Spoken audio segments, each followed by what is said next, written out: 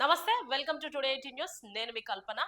So మనం ఒక వారం రోజుల నుండి చూస్తున్నాం కదా, సాయి ఈశ్వరాచారి చనిపోవడం జరిగింది. తీన్మార్ మల్లన్న ఆఫీస్ దగ్గరికి భార్య భర్తలు ఇద్దరు వెళ్ళడం జరిగింది. ఆయనను గలవడం జరిగింది. వాళ్ళ ఆర్థిక సమస్యలు చెప్పుకోవడం జరిగింది.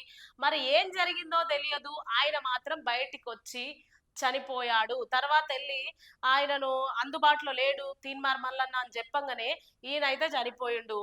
ఇప్పుడు చనిపోయిన ఆయన ఆ కుటుంబానికి కొరత మిగిలిపోయింది. పిల్లలు అనాథలుగా మిగిలిపోయిర్రు. అయితే తీన్మార్ మల్లన్న ఒకప్పుడు నువ్వు నీ జీవితాన్ని మర్చిపోయినవా? ఏమని అడుక్కుంటుండే నువ్వు? అయ్యా, ప్రజల కోసమే నేను ఈ ఛానల్ పెట్టినా, అమ్మా మీకోసమే ఈ ఛానల్ పెట్టినా, మీరు తాగే రూ. 2 టీ ఖర్చు అయినా కూడా నాకు ఆ డబ్బులు వేయండి అమ్మా అని అడుక్కున్నది నువ్వు మర్చిపోయినావా తీన్మార్ మల్లన్న? ఒకప్పుడేమో నేను దళితురాల్ని పెళ్లి చేసుకున్నా, నేను దళితుల కోసం పోరాడతా, దళితుల పక్షం ఉంటా, అది ఇది అని చెప్పిన నువ్వు ఇప్పుడు మళ్ళా బీసీ ఉద్యమం అని స్టార్ట్ చేసి ఎవరిని నువ్వు మభ్య పెట్టాలని చూస్తున్నావు, ఎవరిని మోసం చేయాలని చూస్తున్నావు? ఒకప్పుడు ఈ జర్నలిస్టులు అందరు కూడా నీకు సపోర్ట్గా ఉండే, మేము కూడా నీకు సపోర్ట్గా ఉండే. మరి ఇప్పుడు ఏం చేసినావు? జర్నలిస్టులు అందరి మీద కూడా నువ్వు కేసు వేసినావు. అంటే నిన్ను క్వశ్చన్ చేస్తే, నిన్ను ప్రశ్నిస్తే నువ్వు ఏం చేస్తావు? కేసులు పెడతావు. మళ్ళా నిన్ను ఎవరైనా ప్రశ్నిస్తే వాళ్ళ మీద కేసులు పెడతావు. ఇది ఎక్కడ న్యాయం అసలు? ఇవన్నీ మర్చిపోయినావు నువ్వు. ఛాయ్కి డబ్బులు అడుక్కుంది కూడా నువ్వు మర్చిపోయినావు. ఆ స్థితి మర్చిపోయినావు. ఇవన్నీ మర్చిపోయి ఇప్పుడు బీసీ ఉద్యమం అని స్టార్ట్ చేసి బీసీ బిడ్డను కూడా నీ కడుపులో పెట్టేసుకున్నావు.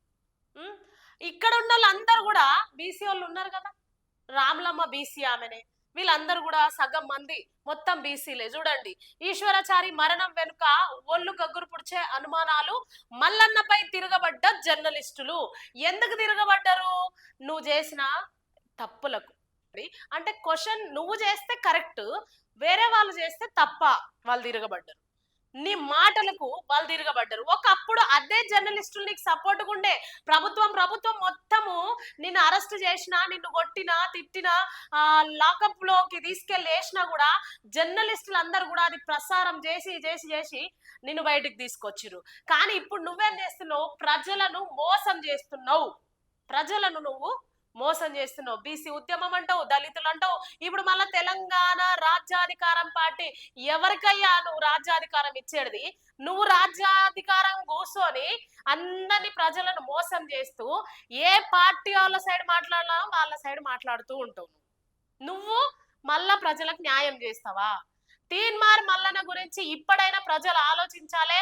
ఇన్ని రోజులు మనం ఆలోచించలేదు. ఆయన ఏదో మన కోసం పోరాడుతుండు, ప్రజల కోసం న్యాయం చేస్తాడు, బీసీలకు న్యాయం చేస్తాడు, లేకపోతే దళితులకు అది చేస్తాడు, తెలంగాణ రాజ్యాధికారమే తీసుకొస్తాడు. ఇదంతా కూడా మోసము అనేది మనం జాగ్రత్తగా గమనించాలే. జాగ్రత్తగా గమనించి ఇలాంటి మభ్యపెట్టే మాటలన్నీ పక్కకు పెట్టేసి మన స్వతహాగా మనం కూడా ఆలోచించి నిర్ణయాలు తీసుకోవాలని ప్రజలకు మేము తెలియపరుస్తున్నాం.